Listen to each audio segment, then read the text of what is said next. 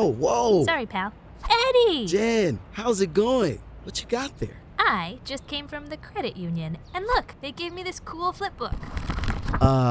Jen? The animation is kind of lame, though. I don't think that's a flip book. The numbers in the corner get bigger, but that's pretty much it. Jen, I think that's your checkbook. Oh, that makes a lot more sense. See, here's the drawer information. That's you. The payee, or the recipient of the money, goes here. And your credit union, because it's the financial institution where the check can be presented for payment, is the drawee. The dollar amount goes here, a memo goes here, and this is where you sign to issue the check.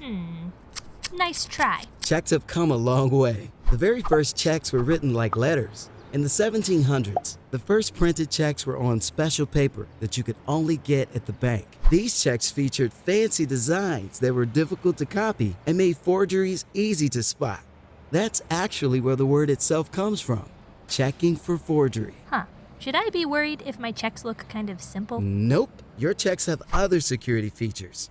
Microprinting, check numbers, and even basic things like writing out the dollar amount help protect you from check fraud. What about these numbers down here? Those numbers identify your financial institution, your account number, and your check number. They make it possible for checks to be read and sorted by machine.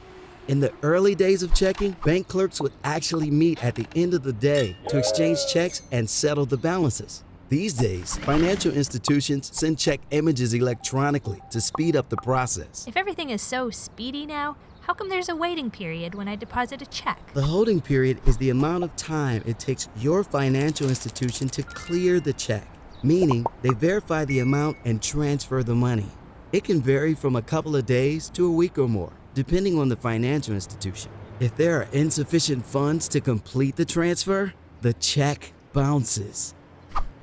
Not literally, Jen. Eddie, do you think checks are going to be around for much longer? They seem kind of old-fashioned, especially compared to stuff like debit cards and automatic payments. Checks aren't as popular as they once were, but they're still in use for things like payroll, rent, and utility bill payments. So knowing how to write a check and understanding the holding period is still an important part of balancing a checking account. Gotcha. Thanks, Eddie. You got it.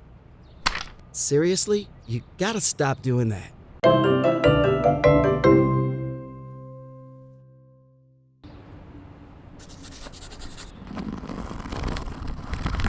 Awesome.